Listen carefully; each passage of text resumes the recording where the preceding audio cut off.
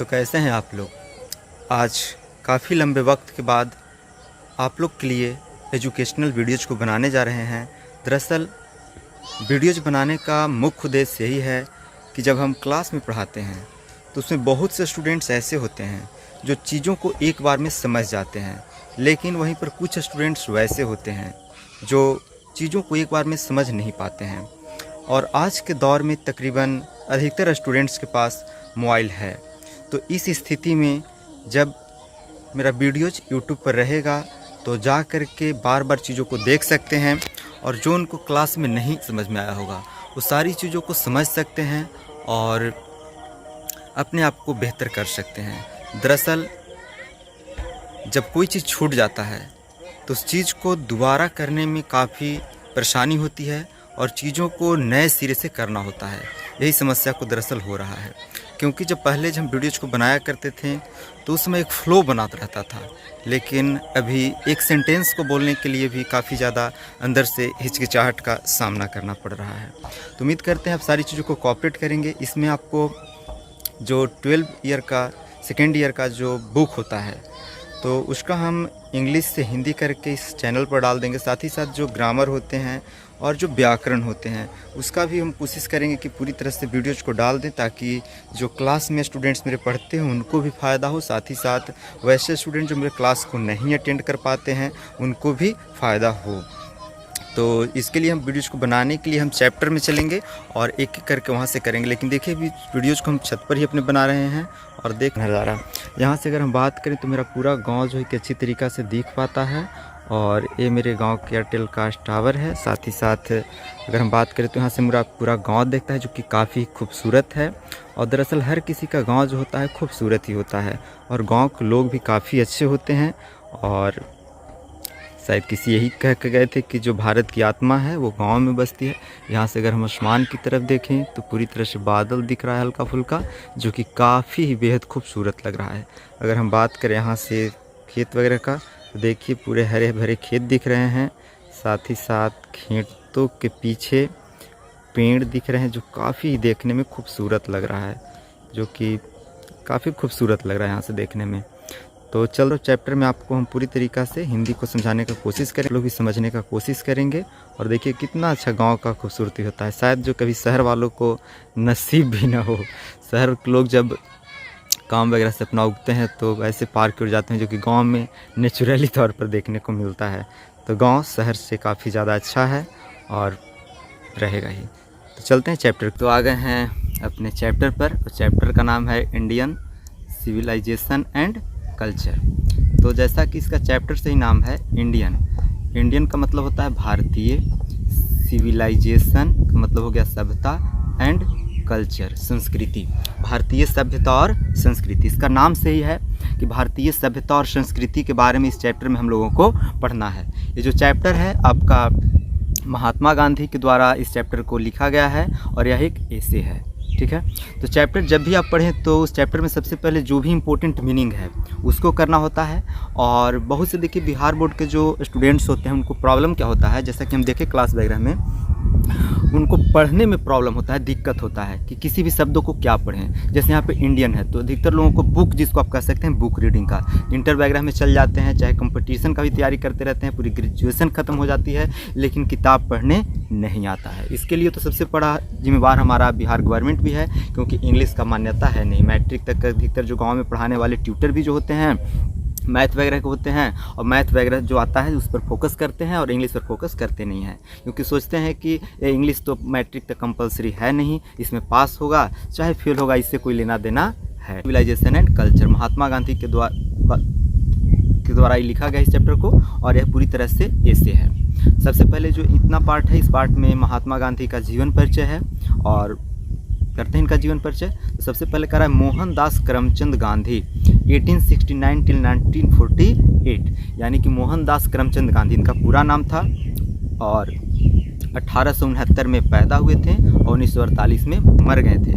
मर नहीं गए थे, इनको नाथूराम गोडसे गोली मार दिए थे। खैर, तो ये इनका जीवन चक्र है, लाइफ साइकिल है। आगे चलते हैं। पॉपुलरली नोन एज बापू और the father of nation. Popularly यानी मशहूर हैं, जाने जाते हैं किसके तौर पर, बापू, और father of nation, father means होता है पिता, नेशन मीन्स होता है राष्ट्र। तो इन्हें राष्ट्रपिता या बापू के तौर पर भी मशहूर है, इनको जाना जाता है। Was more a spiritual leader than a politician. More यानी कि ज़्यादा, स्पिरिचुअल का मतलब होता है आध्यात्मिक, लीडर का मतलब होता है नेता, दैन यहाँ पे लगा गया है दो चीज़ों को तुलना करने के लिए, पॉलिटिशियन का मतलब होता है राजनेता। तो was more a spiritual leader than a politician, तो एक राजनेता से ज़्यादा क्या थे, आध्यात्मिक नेता थे। ये जो है कि एक नेता से ज़्यादा क्या थे, आध्यात्मिक नेता थे। और ना जो आपका बिहार बोर्ड का जो 100 नंबर का होता है उसका पहला चैप्टर है, ठीक है। एक ही चीज़ों को बार बोलते रहे हैं क्योंकि पहला बार है, इसलिए थोड़ा सा फ्लो नहीं बन पा रहा है। इसको आप लोग कोऑपरेट कीजिएगा ना, क्योंकि क्लास में पढ़ाना और थोड़ा सा कैमरा के सामने पढ़ाना बहुत डिफरेंस होता है। खैर ओके, तो एक लाइन पूरा मेरा यहाँ तक सेंटेंस कंप्लीट हुआ ना। Mohandas Karamchand Gandhi 1869 till 1948 popularly known as Bapu और the father of the nation, was more a spiritual leader than a politician, यानी कि महात्मा गांधी एक राजनेता से ज़्यादा आध्यात्मिक नेता थे और इनको बापू और राष्ट्रपिता के तौर पर जाना जाता है, ठीक है। ये मेरा एक सेंटेंस का हुआ। चलते हैं, successfully used truth and non violence as the chief weapon against the British rule in India and helped India gain independence. यहाँ तक आपका, यहाँ से लेकर के यहाँ तक आपका एक सेंटेंस है। तो इस सेंटेंस में जो मीनिंग है उसको हम बारी बारी से तोड़ते हैं और उसके बाद फिर इसका हिंदी करेंगे ना। तो ही यानी कि वह सक्सेसफुली, सफलतापूर्वक, देखिए ही आपका प्रोनाउन है जो महात्मा गांधी के लिए यूज हुआ है ना। तो ही सक्सेसफुली, सफलतापूर्वक, यूज्ड का मतलब होता है प्रयोग करना, इस्तेमाल करना, ट्रूथ का मतलब होता है सत्य और नॉन वायलेंस का मतलब होता है अहिंसा। तो पूरी तरह से सत्य और अहिंसा का इस्तेमाल किए, किसके तौर पर, चीफ का मतलब होता है मुख्य और वेपन का मतलब होता है हथियार। तो चीफ वेपन का मतलब हो गया मुख्य हथियार के तौर पर ना। अगेंस्ट मतलब होता है किसी के विरुद्ध या खिलाफ। ब्रिटिश यानी मतलब होता है अंग्रेजी हुकूमत, तो अंग्रेजी जो शासन थी, अंग्रेजी शासन के खिलाफ इन्होंने जो भारत में था मदद किए। एंड हेल्प्ड इंडिया, भारत को मदद किए किसमें, गेन इंडिपेंडेंस। गेन का मतलब होता है प्राप्त करना और इंडिपेंडेंस का मतलब होता है आज़ादी। तो क्या किए, इंडिपेंडेंस यानी आज़ादी, गेन यानी मदद किए, प्राप्त करने में, हेल्प यानी मदद किए, इंडिया यानी भारत को, ब्रिटिश रूल का मतलब हो गया अंग्रेजी शासन और अगेंस्ट मतलब किसी के विरुद्ध हो गया, और वेपन का मतलब होता है हथियार, चीफ का मतलब हो गया मुख्य और नॉन वायलेंस का मतलब हो गया अहिंसा, ट्रूथ का मतलब हो गया सत्य। इस तरह से इस पूरे जो सेंटेंस हुए, इस सेंटेंस का वर्ड मीनिंग है। और सक्सेसफुली का मतलब हो गया सफलतापूर्वक। यहाँ से यहाँ तक जो पूरा सेंटेंस है, एक सेंटेंस है और ये पूरे सेंटेंस का हिंदी करते हैं ना। तो वह सफलतापूर्वक सत्य और अहिंसा का इस्तेमाल किए मुख्य हथियार के तौर पर and against British rule, British शासन अंग्रेजी हुकूमत के खिलाफ, इन इंडिया भारत में, एंड हेल्प्ड इंडिया भारत को मदद किए आज़ादी को प्राप्त करने में। कहा जाता है ना कि गांधी जी डंडा से देश में आज़ादी दिला। अगला सेंटेंस कर रहा है फ्रॉम, यहाँ से देखिए सेंटेंस शुरू हो रहा है, from 1915 till 1948 he completely dominated Indian politics। यहाँ तक जाकर के आपका एक सेंटेंस खत्म हो गया। तो 1915 से लेकर के 1915 तक, 1915 से लेकर के 1948 तक ही यानी कि वह कंप्लीटली का मतलब हो गया पूरी तरह से, डोमिनेटेड समर्पित रहे किसका, इंडियन पॉलिटिक्स भारतीय राजनीति में, यानी कि 1915 से लेकर के 1948 तक वह पूरी तरह से भारतीय राजनीति में समर्पित रहे, इनका योगदान रहा। चलिए ये सेंटेंस का हिंदी भी कंप्लीट हो गया। चलते हैं, died at the hands of phonetic on 30 जनवरी 1948। यहाँ तक एक सेंटेंस है, he died at the hands of phonetic, और फनेटिक यहाँ तो दुर्भाग्यवश उनको मारा गया 30 जनवरी 1948 में। 30 जनवरी 1948 को इनको शूट आउट कर दिया गया। His autobiography my experiment with truth and the numerous articles that he wrote for Young India and the speech that he delivered on different occasions reveal him not only as a original thinker but also a great master of chaste idiomatic English। यहाँ तक आपका एक sentence है, ठीक है। तो इस sentence को हम करते हैं। तो कह रहा है हिज ऑटोबायोग्राफी, ऑटोबायोग्राफी का मतलब हो गया आत्मकथा। हिज यानी कि उनकी, ऑटोबायोग्राफी आत्मकथा, जिसका नाम था माई एक्सपेरिमेंट विथ ट्रूथ। एक पूरा बुक का नाम है, बुक है जो ऑटोबायोग्राफी है। ऑटोबायोग्राफी का मतलब होता है बायोग्राफी में फ़र्क कि अगर आप हैं और आपकी जीवनी को कोई और लिखता है तो उसको हम लोग बायोग्राफी कहते हैं, और आप अपनी ज़िंदगी को अगर स्वयं लिखते हैं तो उसको ऑटोबायोग्राफी, आत्मकथा कहते हैं। तो इनकी आत्मकथा का नाम है माई एक्सपेरिमेंट विथ ट्रूथ, सत्य के साथ मेरा प्रयोग। अगर इस तरह से हिंदी करेंगे तो ना, लेकिन इंग्लिश टाइटल का हिंदी नहीं होगा, इंग्लिश नाम है तो इंग्लिश में ही रहेगा, ठीक है। इनका जो ऑटोबायोग्राफी है, आत्मकथा है, उसका नाम है my experiment with truth. And the numerous, numerous का मतलब होता है बहुत ज़्यादा। आर्टिकल, आप लोग पेपर वगैरह पढ़े होंगे तो पेपर में देखोगे कि छोटा छोटा लिखा आता है जिसको हम लोग कहते हैं आर्टिकल। तो बहुत ज़्यादा आर्टिकल भी लिखे थे। किसके लिए लिखे थे? Young India. यंग इंडिया करके एक मैगजीन है, पत्रिका हुआ करता था, मैगजीन, उसके लिए बहुत ज़्यादा आर्टिकल भी लिखे थे।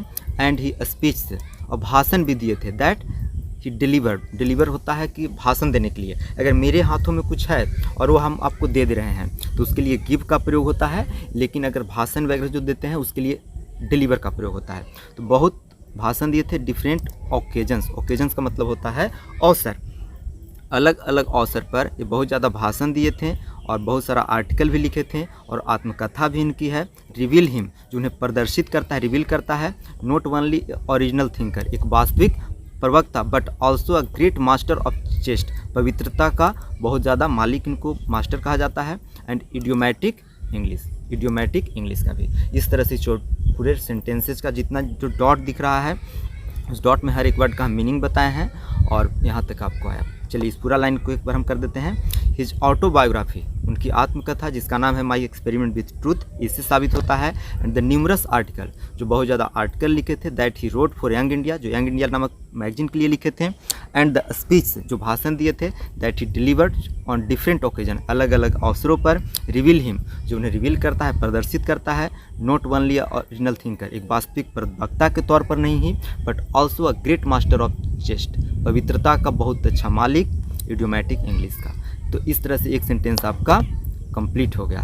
इन the flowing extract Indian civilisation and culture, Gandhi ji talks about the sound foundation of Indian civilisation which has successfully withstood the passage of time. यहाँ तक जो है पूरा सेंटेंस है, जो आपका रेड डॉट से लेकर के रेड डॉट तक दिख रहा होगा, यहाँ तक पूरा एक सेंटेंस है। देखिए, इन द फ्लोइंग मतलब होता है निम्नलिखित। एक्सट्रैक्ट मतलब कोई चीज़ों को जो निकाला जाता है, तो निकाला हुआ है, लिया हुआ है। ये जो वर्तमान में इंडियन सिविलाइजेशन एंड कल्चर, भारतीय सभ्यता और संस्कृति। गांधी जी टॉक्स अबाउट का मतलब होता है बात करना। किसके बारे में बात करते हैं? साउंड फाउंडेशन का मतलब होता है नींव ऑफ इंडियन सिविलाइजेशन, भारतीय सभ्यता के नींव के बारे में। विच हैज सक्सेसफुली, जिस सफलतापूर्वक, विथस्टूड खड़ा रहा है, पैसेज ऑफ टाइम, समय के अंतराल में भारतीय सभ्यता खड़ा रहा है, इसके बारे में गांधी जी बात करते हैं यहाँ पर ना, जो वर्तमान में चैप्टर है। तो कह रहा है इन द फ्लोइंग एक्सट्रैक्ट, जो निम्नलिखित हम पढ़ेंगे, इसमें इंडियन सिविलाइजेशन एंड कल्चर जो नाम है, गांधी जी टॉक्स अबाउट, गांधी जी बात करते हैं। साउंड फाउंडेशन, इसके बाद फाउंडेशन न्यू के बारे में, और इंडियन सिविलाइजेशन के न्यू के बारे में। विच है सक्सेसफुली, जो सफलतापूर्वक, पैसेज ऑफ टाइम, समय के अंतराल में खड़ा रहा है, इसके बारे में गांधी जी यहाँ पर बात करते हैं। और इस चैप्टर में गांधी जी दो सभ्यता, Indian civilisation and western civilisation का तुलना करते हैं, और तुलना करने के बाद में भारत की सभ्यता को भारत के लोगों के लिए अच्छा बताए हैं, और वेस्टर्न सिविलाइजेशन को पश्चिमी सभ्यता के लोगों को पश्चिमी सभ्यता है, पश्चिम के लोगों के लिए अच्छा कहें। दोनों अपने अपने जगह पर अलग है, और बहुत से इसमें चेतावनी भी दी है भारतीयों को, क्योंकि इसमें कहें यदि हम उसे कॉपी करते हैं तो हम क्या हो जाएंगे? र्यून, बर्बाद हो जाएंगे। ये भी आपको इस चैप्टर में जानने को मिलेगा। चलते हैं अगला सेंटेंस। अगला सेंटेंस आपका शुरू होता है यहाँ से। The western civilisation which has tendency to privilege material cannot match the Indian civilization that elevates the moral being। यहाँ तक आपका जो डॉट दिख रहा है फुल सेंटेंस है, एक सेंटेंस। तो एक सेंटेंस को हम पहले मीनिंग को तोड़ते हैं। द वेस्टर्न सिविलाइजेशन, वेस्टर्न का मतलब होता है पश्चिमी, और सिविलाइजेशन का मतलब होता है सभ्यता, पश्चिमी सभ्यता। विच है द टेंडेंसी, टेंडेंसी का मतलब होता है प्रवृत्ति, मनोदशा, मनोभाव, जिसका प्रवृत्ति है, मनोभाव है। प्रिविलेज, बढ़ावा देना। मटेरियलिटी, वस्तुओं का, भौतिक का। तो वेस्टर्न सिविलाइजेशन विच है द टेंडेंसी, पश्चिमी सभ्यता जिसका क्या है? प्रवृत्ति है, मनोदशा है, बढ़ावा देना किस पर? वस्तुओं का। कैन नॉट मैच, जो मेल नहीं करता है, मैच मीन्स होता है मेल खाना, इंडियन सिविलाइजेशन, जो भारतीय सभ्यता से मेल नहीं खाता है, इलेवेट्स द मॉरल बीइंग। और भारतीय सभ्यता किसको बढ़ावा देता है? मॉरल बीइंग, नैतिकता को। तो पश्चिम सभ्यता वस्तुओं को बढ़ावा देता है और भारतीय सभ्यता नैतिकता को बढ़ावा देता है, और दोनों आपस में मैच नहीं करता है, मेल नहीं खाता है। तो ये तो आपका रहा गांधी जी के बारे में। अब चलते हैं चैप्टर की ओर। यहाँ तक था गांधी जी का जीवनी। इससे भी बहुत सारा ऑब्जेक्टिव आता है, इसको ध्यान रखिएगा, क्योंकि ऑब्जेक्टिव जो आपका निकलेगा तो बहुत से ऑब्जेक्टिव आपका राइटर से भी संबंधित होता है। चलिए, आपका यहाँ से पैराग्राफ शुरू होता है और इसमें आपको कुल 24 पैराग्राफ लेसन 1 में पढ़ना है। लंबा चैप्टर है और हम लोग तोड़ तोड़ कर इसलिए पढ़ाते जा रहे हैं। टाइम थोड़ा सा लग रहा होगा क्योंकि इसमें हर एक शब्द का आपको हम मीनिंग बता रहे हैं और इससे थोड़ा सा लंबा हो जाएगा। इसको ज़्यादा लंबा होने पर हम इसको पार्ट बाई पार्ट कर देंगे। हो सकता है कि 2-3 पार्ट आपको इसमें देखने को मिलेगा। हाँ, लेकिन जो भी पढ़ेंगे क्लियरिटी के साथ पढ़ेंगे, ये नहीं कि जल्दी में हड़बड़ में जा रहे हैं और समझ में नहीं आया, पूरी तरीक़ा से बाउंस हो गया, तो ऐसा हम लोग नहीं पढ़ेंगे। हम लोग थोड़ा सा ही पढ़ेंगे लेकिन क्लियरिटी के साथ। क्लियरिटी जब तक नहीं रहेगा तब तक उसको पढ़ने से कोई मायने मतलब है नहीं। हम लोग हर एक वर्ड को तोड़ेंगे। चलिए, यहाँ से हम शुरू करते हैं। I believe that the civilisation India has evolved is not to be beaten in the world. यहाँ पर जाकर के एक सेंटेंस आपका खत्म होता है। चलिए, इसमें जितने भी मीनिंग है उस सबको हम तोड़ते हैं। आई, देखिए आई हुआ है प्रयोग महात्मा गांधी के लिए, जो ऑथर हैं, इसके लेखक हैं। तो आई बिलीव का मतलब होता है विश्वास करना, दैट का मतलब होता है कि। तो आई बिलीव दैट, मैं विश्वास करता हूँ कि, क्या विश्वास करते हैं? सिविलाइजेशन यानी सभ्यता, इंडिया यानी भारत, हैज़ इवॉल्व्ड का मतलब होता है विकसित करना, is not to be beaten का मतलब जो मीनिंग होता है पीटना होता है, लेकिन यहाँ पर हम लोग को परास्त करना देखना होगा, हराया जाना। ठीक है, तो कह रहा है कि आई बिलीव दैट, मेरा विश्वास है कि the civilisation India has evolved, मुझे विश्वास है कि जिस सभ्यता का विकास भारत ने किया है, is not to be beaten, उसे परास्त नहीं किया जा सकता है। कहाँ? इन द वर्ल्ड, पूरी दुनिया में। तो गांधी जी का ऐसा मानना है, आई से मतलब है गांधी जी का, मेरा विश्वास है कि जिस सभ्यता का विकास भारत ने किया है उसे पूरी दुनिया में परास्त नहीं किया जा सकता है। Nothing can equal the seeds sown by our ancestor, nothing can equal the seeds sown by our ancestor. यहाँ पर जाकर के आपका एक सेंटेंस खत्म हो जाता है। तो नथिंग का मतलब होता है कुछ भी नहीं, इक्वल का मतलब होता है एक समान, सीड्स का मतलब होता है बीज, सो का फर्ब है ना, सोन बोया गया है। आवर एंसेस्टर का मतलब हो गया हमारे, एंसेस्टर का मतलब हो गया पूर्वज। तो nothing can equal the seeds sown by our ancestor, nothing can equal the seeds, कोई भी वैसा बीज नहीं है जो बोया गया है किसके द्वारा? आवर एंसेस्टर, हमारे पूर्वजों के द्वारा। इस सेंटेंस को कहने का दरअसल मतलब गांधी जी का है कि दुनिया में बहुत से सभ्यता हैं, कोई भी वैसा सभ्यता नहीं है जैसा सभ्यता का विकास हमारे पूर्वजों के द्वारा किया गया है। क्योंकि रोम नष्ट हो गया, चला गया। ग्रीस एक देश है, शेयर्ड सामना कर रहा है, यहाँ तक कि सेम फेट है। तो इस सेम फेट से पहले आप ये देखे थे 2 शब्द मिला था, Rome went, Greece shared the same fate, उसके लिए प्रयोग हुआ है। तो रोम वेंट, रोम चला गया, और ग्रीस पिछला पेज का है, शेयर मतलब कि सामना कर रहा है, सेम फेट मीन्स होता है भाग्य, किस्मत। द माइट का मतलब होता है शक्ति, फ्रॉ, प्राचीन मिस्र के राजा को फ्रॉ कहा जाता था। तो माइट ऑफ फ्रॉ की शक्ति, वाज ब्रोकन का मतलब होता है टूट जाना। जापान हैज़ बिकम यानी बन गया है, वेस्टर्नाइज यानी पश्चिमीकरण हो गया है जापान का। ऑफ चाइना, चीन के बारे में। नथिंग कैन बी सेड, चीन के बारे में कुछ कहा नहीं जा सकता है। बट मीन्स हो गया लेकिन। इंडिया भारत, स्टिल अभी तक, समहाउ और अदर किसी भी प्रकार से। साउंड एट द फाउंडेशन का मतलब होगा न्यू, और साउंड मतलब टिका हुआ है, लेकिन भारत किसी भी तरह से अपने न्यू पर टिका हुआ है। देखिए यहाँ पे दरअसल इस सेंटेंस में गांधी जी अलग अलग देश के जो सभ्यता था उस सभ्यता के बारे में बात किए हैं। वो कहें कि समय के साथ जितने भी सभ्यता थे वो सब नष्ट गया। ग्रीस, रोम वेंट, कहें Greece share the same fate, Greece भी उसी तरह के सामना कर रहा है क्योंकि ये भी खत्म हो गया। और द माइट ऑफ फ्रॉ का शक्ति टूट चुका है। Japan has become westernise, Japan का पूरी तरह से पश्चिमीकरण हो चुका है। ऑफ चाइना, चीन के बारे में। नथिंग कैन बी सेड, चीन के बारे में कुछ कहा नहीं जा सकता। आज भी चीन के बारे में कुछ नहीं कहा जा सकता। उसके यहाँ क्या होता है, सांप खाता है कि बीज खाता है, क्या खाता है, कुछ नहीं कह सकते हैं। बट इंडिया, लेकिन भारत स्टिल समहाउ और अदर, किसी तरह से साउंड एट द फाउंडेशन, अपने आधार पर, नींव पर टिका हुआ है। यही भारतीय सभ्यता की खूबसूरती है, हम सबों की खूबसूरती है, क्योंकि हम बदलते बहुत कम हैं। लेकिन 2010 वगैरह से, जब से मोबाइल का दौर आया, कुछ कहा नहीं जा सकता है। भारत का भी बहुत ज़्यादा पश्चिमीकरण हो रहा है। आज सब जो सोशल मीडिया के द्वारा एक दूसरे से जुड़े हुए हैं, और जो दूसरे देशों में हो रहा है उसको हम लोग कॉपी कर रहे हैं। ये हमारे लिए क्या है, दुर्भाग्य है। आज सोचने की बात है, बहुत से विदेशी भारतीय संस्कृति को अपना रहे हैं और हम भारतीय पश्चिमी देशों को अपना रहे हैं। तो ऐसा ना करें, हमें अपनी सभ्यता पर गर्व होना चाहिए। सब हर एक बात को आगे हम लोग करते जाएंगे क्लियर में। और मुझे एक डर भी है, कहीं ये वीडियो जो ज़्यादा लंबा ना हो जाए, क्योंकि क्लास वगैरह में पढ़ाने का एक आदत है, तो बहुत हर एक चीज़ों पर बात होती रहती है। क्योंकि ऐसा इस तरह से बात करना पड़ता है ताकि सारी जो सभी स्टूडेंट हैं, सभी स्टूडेंट के दिमाग में बात अच्छी तरीक़ा से प्रवेश कर जाए, इसलिए अलग अलग टॉपिक पर बात करना होता है। दरअसल हम तो क्लास में पढ़ाने वाले टीचर हैं, यूट्यूब पर थोड़ा सा दिक्कत तो होगा ही, लेकिन हाँ खैर आप लोग कॉपरेट कीजिएगा, मिला के चलिए। Of Europe learn their lesson from the writings of the men of Greece और Rome which exist no longer in their former glory. यहाँ तक एक सेंटेंस है। तो इस सेंटेंस में देखिए कह रहे हैं क्या, the people of Europe, Europe के पीपुल ऑफ यूरोप, यूरोप के लोग, लर्न देयर लेसन, लर्न का मतलब हो गया सीखना, देयर लेसन का मतलब अपना सबक, अपना पाठ, जीवन जीने की कला। तो कह रहे हैं the people of Europe, Europe के लोग, लर्न देयर लेसन, अपना जीवन जीने की कला को सीखते हैं। किससे, फ्रॉम द राइटिंग्स, राइटिंग यानी लेखों से, ऑफ द मेन, जो पुरुष हैं, ग्रीस और रोम, जो ग्रीस और रोम के पुरुष हैं, वहाँ के द्वारा, लोगों के द्वारा जो लेखों को लिखा गया है, उस लेखों से जीवन जीने की कला सीखते हैं। कहाँ के लोग, यूरोप के लोग, विच जो एग्जिस्ट अस्तित्व में, नो नहीं है, लॉन्गर बहुत ज़्यादा समय से, देयर अपने, फॉर्मर पहले जैसा, ग्लोरी का मतलब होता है गरिमा। तो कह रहे हैं कि जिसका खुद का अपना पहले जैसा गरिमा नहीं है। तो यूरोप के लोगों के बारे में दरअसल यहाँ पे बात की है गांधी जी।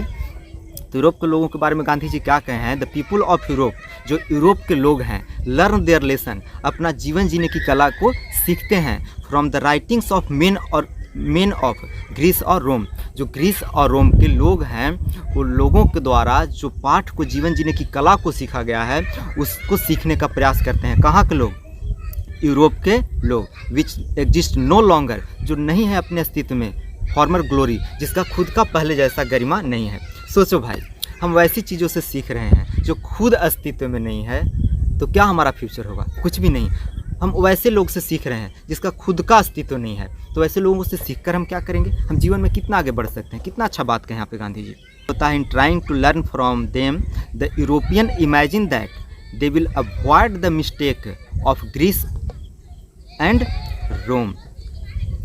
यहाँ तक आपका एक सेंटेंस है। चलिए, in trying to learn from them, try means होता है कोशिश करना, लर्न का मतलब होता है सीखना, फ्रॉम मतलब से, देम मतलब उनसे, द यूरोपियंस, देखिए इंडिया के लोगों को इंडियंस, तो यूरोप के लोगों को यूरोपियंस, इमेजिन का मतलब अर्थ होता है कल्पना करना, दैट का अर्थ हो गया कि दे, वे, विल, अवॉइड का मतलब होता है किसी चीज़ों से बचना, मिस्टेक जो गलती है, ग्रीस और रोम, मतलब कहने का मतलब है in trying to learn from them, जो यूरोप के लोग हैं उससे सीखते हुए वे कोशिश करते हैं, द यूरोपियंस, यूरोप के लोग, इमेजिन दैट, यूरोप के लोग कल्पना करते हैं, दे विल अवॉइड द मिस्टेक, वह उस गलती से बचेंगे, उस गलती से अवॉइड करेंगे, ग्रीस और रोम, जिस गलती को ग्रीस और रोम के लोगों ने किया है, उस गलती को यूरोप के लोग नहीं करेंगे। ऐसा वो क्या करते हैं, कल्पना करते हैं। It is there pitiable condition. बहुत छोटा सेंटेंस है, वहीं पे समाप्त हो गया ना। तो सच, इस तरह से देयर, उनका, पिटिएबल का अर्थ होता है दयनीय, और कंडीशन का अर्थ होता है स्थिति। यह उनका दयनीय स्थिति है, किनका, यूरोपियंस का। दूसरे हम सीखेंगे, और आगे इसमें 24 पैराग्राफ है, कुछ पैराग्राफ बड़ा है, कुछ पैराग्राफ छोटा है, खैर वो हम सीखते रहेंगे और मीनिंग के साथ होगा। इसमें अगर किसी तरह का आप सुधार चाहते हैं तो बेशक आप हमें कमेंट करके या फ़ोन करके बताइएगा कि हाँ सर यहाँ पे मिस्टेक किए हैं, इस तरह से आगे चलिए ना, उसमें हम सुधार करेंगे, आपको इसमें बताना होगा। तो आज इस पार्ट के लिए इतना ही, फिर मिलते हैं नेक्स्ट पार्ट में।